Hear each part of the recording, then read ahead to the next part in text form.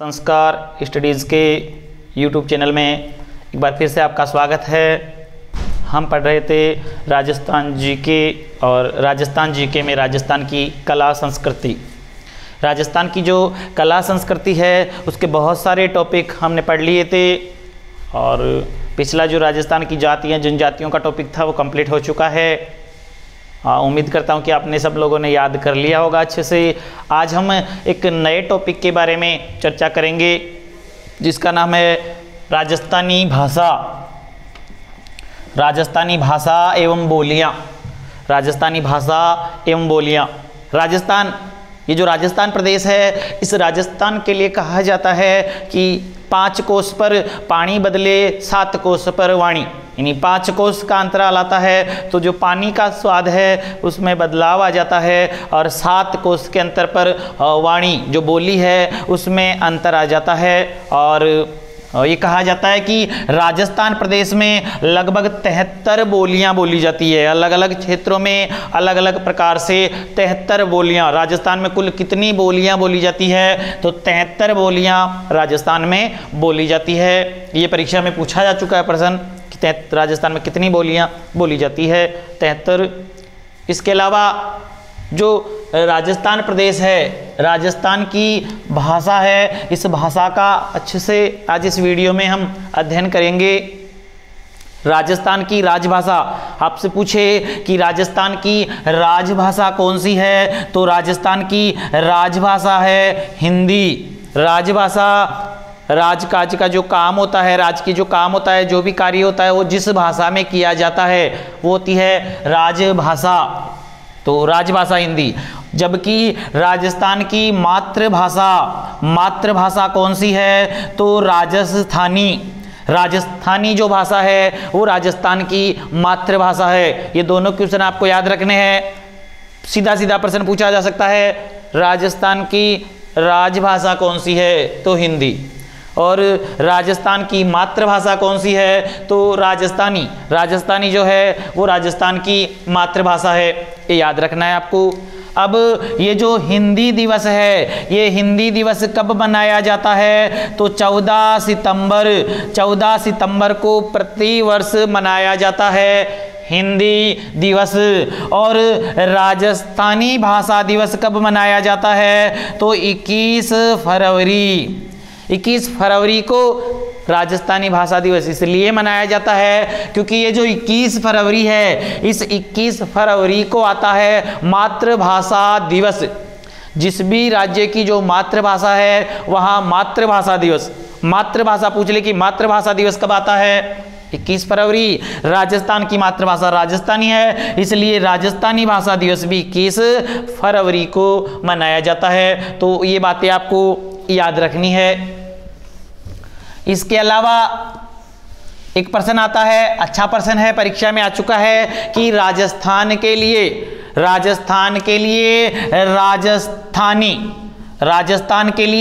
राजस्थानी भाषा का, या परीक्षा में पूछ लिया जाता है कई बार, राजस्थान के लिए राजस्थानी का प्रयोग सबसे पहले किसने किया?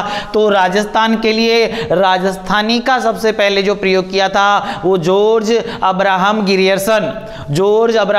गिरियर्सन ने 1912, एक पुस्तक है उनकी the linguistic survey of India पुस्तक में जॉर्ज अब्राहम गिरियर्सन ने सबसे पहले इस प्रदेश के लिए, राजस्थान प्रदेश के लिए कौन सा शब्द का प्रयोग किया? राजस्थानी का प्रयोग किया। जबकि राजस्थान के लिए राजस्थान शब्द का प्रयोग पूछ ले वो किया था कर्नल जेम्स टॉड। 1929 में उन्होंने एक पुस्तक लिखी थी जिसमें राजस्थान के लिए प्रयोग किया था राजस्थान शब्द का। तो ये बात आपको याद रखनी है। राजस्थान के लिए राजस्थानी का प्रयोग पूछे, क्योंकि अभी कुछ दिनों पहले दिनस्थ बोर्ड ने ये प्रश्न पूछ लिया था कि राजस्थान के लिए राजस्थानी का प्रयोग सबसे पहले किसने किया, और पहला ऑप्शन था कर्नल जेम्स टॉड। तो कर्नल जेम्स टॉड नहीं करना, क्योंकि उन्होंने तो राजस्थानी का प्रयोग किया था जॉर्ज अब्राहम गिरियर्सन, और उनकी एक पुस्तक है the linguistic survey of India.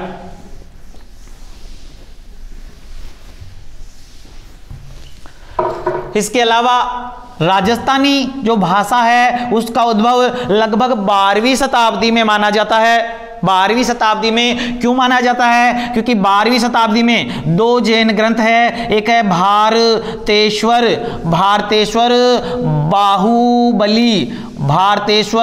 Baahubali घोर, और एक है भारतेश्वर बाहुबली रास। ये जो भारतेश्वर बाहुबली घोर है इसकी रचना वज्रसेन सूरी ने की थी, और भारतेश्वर बाहुबली रास की रचना शालिभद्र सूरी। भारतेश्वर बाहुबली घोर के रचयिता वज्रसेन सूरी और भारतेश्वर बाहुबली रास के रचयिता शालिभद्र सूरी। ये दोनों जैन ग्रंथ हैं जिनकी रचना 12वीं शताब्दी में हुई थी। इसलिए राजस्थानी भाषा का जो उद्भव माना जाता है वो 12वीं शताब्दी के आसपास माना जाता है।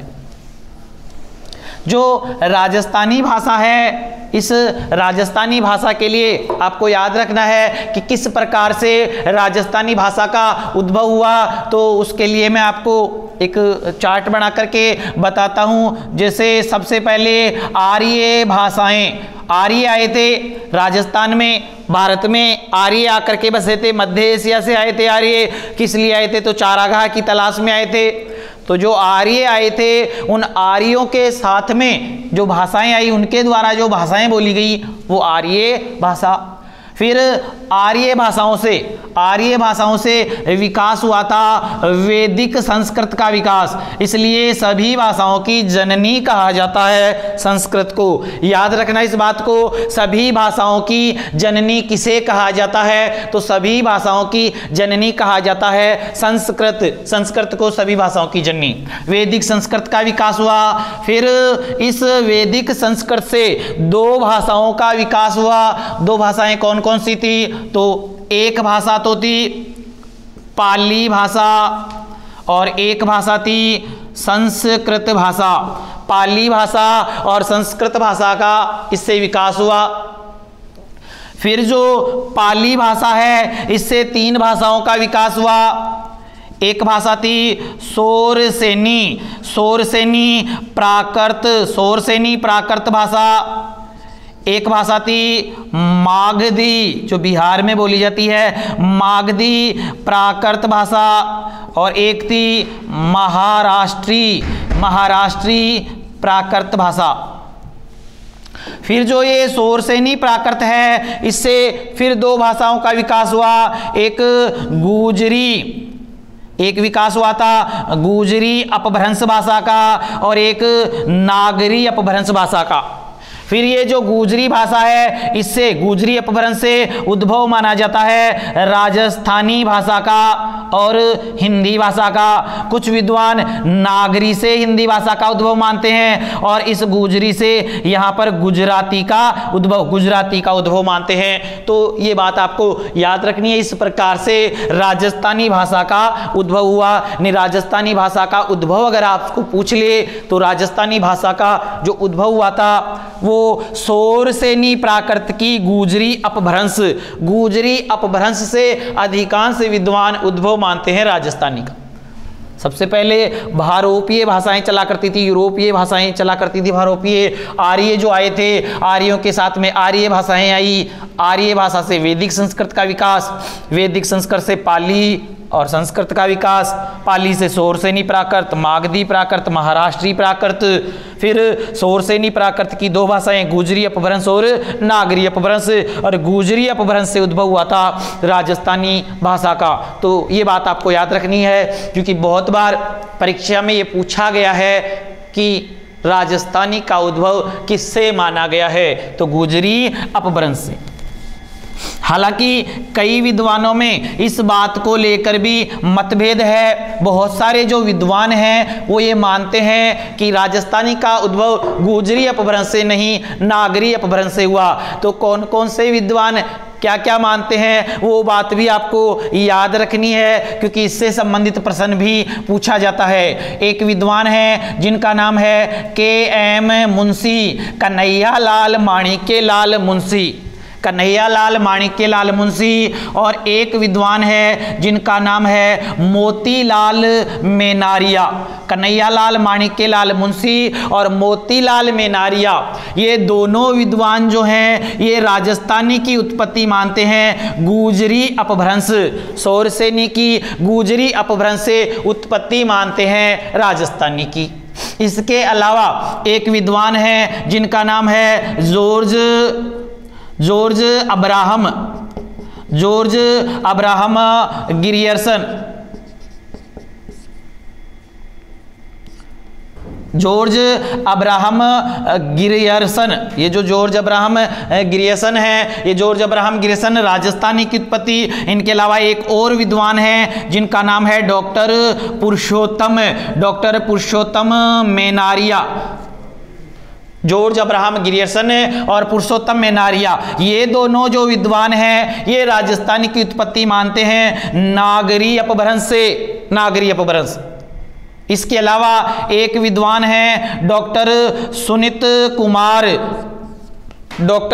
कुमार चटर्जी, और डॉक्टर सुनीत कुमार चटर्जी हैं ये राजस्थानी की उत्पत्ति मानते हैं सौराष्ट्रीय अपभ्रंश से।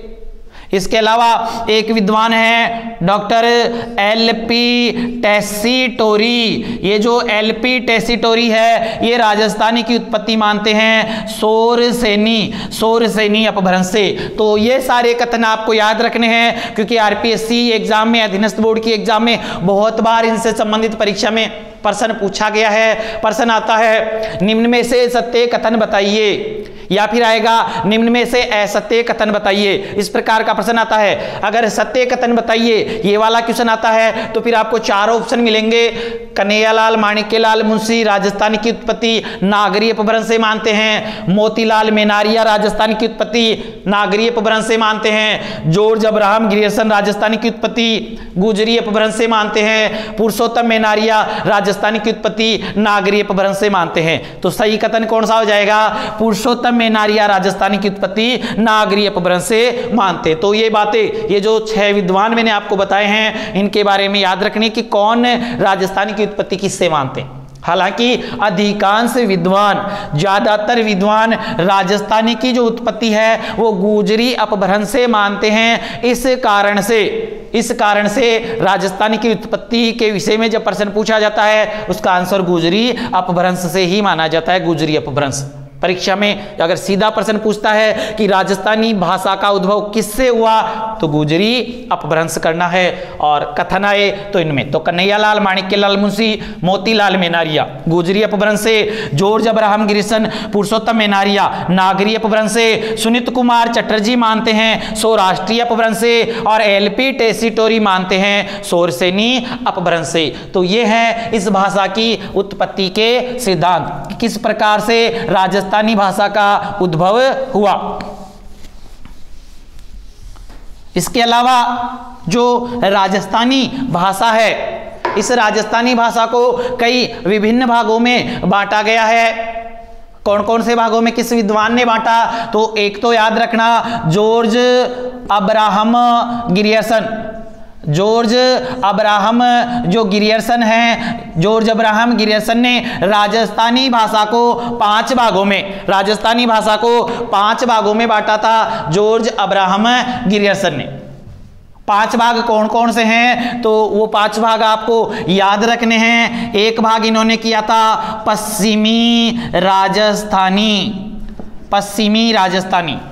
एक भाग इन्होंने किया था उत्तरी पूर्वी राजस्थानी। एक भाग इन्होंने किया था दक्षिणी पूर्वी राजस्थानी। एक भाग इन्होंने किया था मध्य पूर्वी राजस्थानी, और एक भाग किया था दक्षिणी राजस्थानी।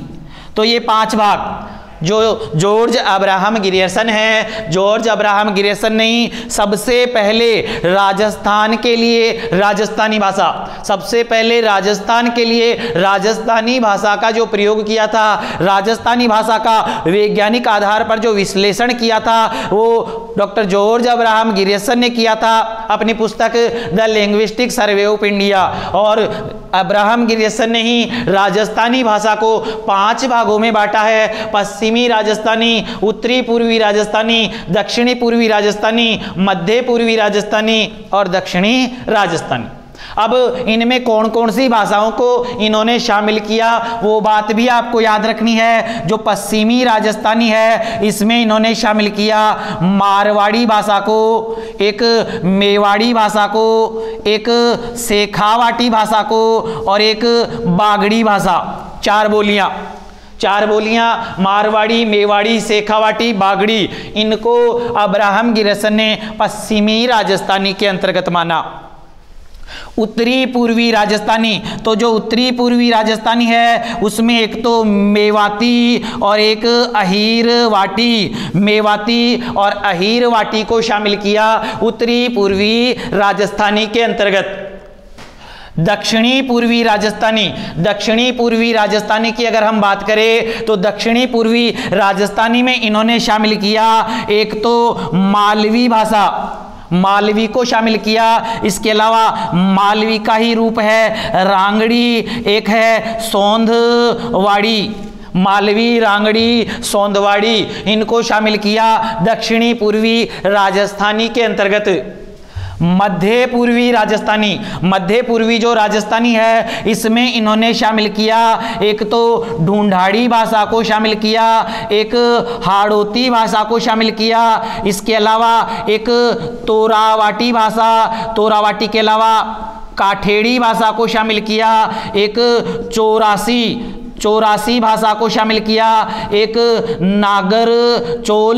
नागरचोल भाषा को शामिल किया। तो इस प्रकार से मध्य पूर्वी राजस्थानी में अब्राहम ग्रियर्सन ने ढूंढाड़ी, हाड़ौती, तोरावाटी, काठेड़ी, चौरासी, नागरचोल, एक है राजावाटी, इन भाषाओं को शामिल किया। दक्षिणी राजस्थानी में आपको एक ही भाषा याद रखनी है, वो याद रखनी है निमाड़ी, क्योंकि दक्षिणी राजस्थानी से संबंधित परीक्षा में प्रश्न पूछा जाता है, उसमें सीधा क्वेश्चन आता है निम्न में से दक्षिणी राजस्थानी कहा गया है, और दक्षिणी राजस्थानी कहा गया है निमाड़ी को। ये बात आपको याद रखनी है। दक्षिणी राजस्थानी किसे कहा गया है तो निमाड़ी भाषा, निमाड़ी को कहा गया है दक्षिणी राजस्थानी। तो ये 5 भाग जो अब्राहम ग्रियर्सन ने किए थे राजस्थानी भाषा के, ये 5 आपको याद रखने हैं, और 5 में कौन से भाग में कौन सी भाषा आती है वो भी याद रखना है। एक बार फिर से बता रहा हूं मैं आपको, पश्चिमी राजस्थानी में मारवाड़ी, मेवाड़ी, शेखावाटी, बागड़ी। उत्तरी पूर्वी राजस्थानी में मेवाती और अहीरवाटी। दक्षिणी पूर्वी राजस्थानी में मालवी, रांगड़ी, सोंधवाड़ी। मध्य पूर्वी राजस्थानी में ढूंढाड़ी, हाड़ौती, तोरावाटी, काठेड़ी, चौरासी, नागरचोल, राजावाटी। और दक्षिणी राजस्थानी में कौन सी भाषा निमाड़ी। किसे दक्षिणी राजस्थानी कहा गया है तो निमाड़ी को कहा गया है दक्षिणी राजस्थानी। इसके अलावा जो बागड़ी है, बागड़ी के लिए ध्यान रखना भीली बोली, बागड़ी को भीली बोली के नाम से भी जाना जाता है। ये बातें आपको अब्राहम ग्रियर्सन के लिए याद रखनी है। इसके अलावा एक विद्वान थे जिनका नाम था एलपी टेसीटोरी। जो एलपी टेसीटोरी हैं प्रसिद्ध भाषा शास्त्री माने जाते हैं एलपी टेसीटोरी, और ये एलपी टेसीटोरी इटली के रहने वाले थे। इटली के प्रसिद्ध भाषा शास्त्री विद्वान थे एलपी टेसीटोरी। टेसीटोरी ने अपना अधिकांश समय जो बिताया वो बीकानेर, राजस्थान के बीकानेर राज्य में अपना अधिकांश समय बिताया था एलपी टेसीटोरी ने, और यह बीकानेर में ही मृत्यु हुई थी एलपी टेसीटोरी की। एलपी टेसीटोरी की बात अगर हम माने तो इन्होंने राजस्थानी की जो उत्पत्ति मानी है वो शोरसेनी अपभ्रंश से मानी है। एलपी टेसीटोरी ने। और ये जो टेसीटोरी है इन्होंने राजस्थान की भाषा को दो भागों में, जो राजस्थानी भाषा है उसको मुख्य रूप से दो भागों में इन्होंने बांटा है। वो दो भाग कौन कौन से हैं तो वो आपको याद रखने हैं कि एलपी टेसीटोरी ने राजस्थानी भाषा को कितने भागों में बांटा, दो भाग, क्योंकि ज्यादातर परीक्षा में इन्हीं की ये जो दो भाग हैं इन दो भागों के बारे में पूछा जाता है। दो भाग कौन कौन से हैं तो एक भाग तो है पश्चिमी राजस्थानी, एक भाग तो पश्चिमी राजस्थानी किया था और दूसरा भाग इन्होंने जो किया वो था पूर्वी राजस्थानी।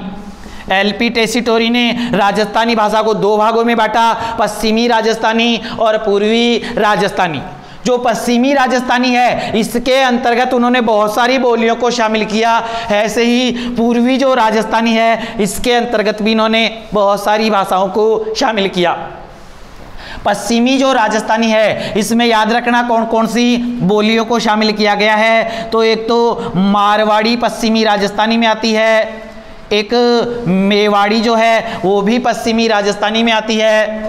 इसके अलावा एक है शेखावाटी, शेखावाटी के अलावा एक है बागड़ी, बागड़ी को ही भीली बोली भी कहा जाता है। इसके अलावा एक है देवड़ावाटी, देवड़ावाटी ये भी पश्चिमी राजस्थानी की ही उपबोली मानी जाती है। एक बोली है थली, एक है ढटकी, ये भी पश्चिमी राजस्थानी में ही आती है। एक बोली है खेराड़ी, एक बोली है मालवी, फिर ये जो मालवी है इसी की उपबोली मानी जाती है रांगड़ी। इसके अलावा एक है सौंधवाड़ी, एक है निमाड़ी। तो ये सारी की सारी जो बोलियां हैं वो पश्चिमी राजस्थानी के अंतर्गत आती है। एक है धावड़ी, धावड़ी बोली। तो ये सारी याद रखना। टेसीटोरी ने राजस्थानी भाषा को दो भागों में, पश्चिमी राजस्थानी और पूर्वी राजस्थानी। पश्चिमी राजस्थानी में मारवाड़ी, मेवाड़ी, शेखावाटी, बागड़ी, बागड़ी जिसको भीली बोली कहा जाता है, देवड़ावाटी, थली, ढटकी, खेराड़ी, मालवी, मालवी का ही उपरूप है, मालवी की उपबोली है रांगड़ी, सौंधवाड़ी, निमाड़ी। इसके अलावा उदयपुर में बोली जाती है धावड़ी। तो ये सारी पश्चिमी राजस्थानी के अंतर्गत आती है। जो पूर्वी राजस्थानी है, पूर्वी राजस्थानी में एक तो शामिल किया था ढूंढाड़ी, ढूंढाड़ी भाषा को। ढूंढाड़ी के अलावा इन्होंने शामिल किया था हाड़ौती, हाड़ौती। इसके अलावा एक भाषा है अहीरवाटी, अहीरवाटी। एक भाषा है राजावाटी, एक है नागर चोल, एक है चौरासी, एक है मेवाती, एक है तोरावाटी। ये सारी बोलियां पूर्वी राजस्थानी के अंतर्गत आती है। पूर्वी राजस्थानी ढूंढाड़ी, हाड़ौती, अहीरवाटी, राजावाटी, नागरचोल, चौरासी, मेवाती और तोरावाटी, ये सारी पूर्वी राजस्थानी। और ये सारी की सारी आपको इसलिए याद रखनी है क्योंकि परीक्षा में जो प्रश्न पूछा जाता है वो इस प्रकार से पूछा जाता है, निम्न में से कौन सी पूर्वी राजस्थानी की उपबोली है या निम्न में से कौन सी पश्चिमी राजस्थानी की उपबोली नहीं है, नहीं है। तो इस प्रकार ये सारी जब आपको याद होगी तभी आप बता पाओगे कि कौन सी तो पूर्वी राजस्थानी की है और कौन सी पश्चिमी राजस्थानी की है। इसके अलावा आपको याद रखना है जो पश्चिमी राजस्थानी है उसकी मुख्य बोली, पश्चिमी राजस्थानी की मुख्य बोली मारवाड़ी और बाकी की जो बोलियां लिखी है ये मारवाड़ी की उपबोली मानी जाती है। मुख्य बोली मारवाड़ी है, बाकी मारवाड़ी की उपबोली। ऐसे ही पूर्वी राजस्थानी की जो मुख्य बोली है वो तो है ढूंढाड़ी मुख्य बोली और बाकी की जो बोलियां लिखी है वो ढूंढाड़ी की उपबोलियां, ढूंढाड़ी की उपबोलियां मानी जाती है बाकी की। ये तो ये बात भी आपको याद रखनी है। पूछ लेता है सीधा सीधा कि पूर्वी राजस्थानी की मुख्य बोली कौन सी है, ढूंढाड़ी। पश्चिमी राजस्थानी की मुख्य बोली कौन सी है, मारवाड़ी। इसके अलावा प्रश्न आता है कि राजस्थान में सर्वाधिक भूभाग पर बोली जाने वाली बोली कौन सी है, तो सर्वाधिक भूभाग पर तो बोली जाती है मारवाड़ी और राजस्थान में सर्वाधिक लोगों के द्वारा बोली जाने वाली ढूंढाड़ी।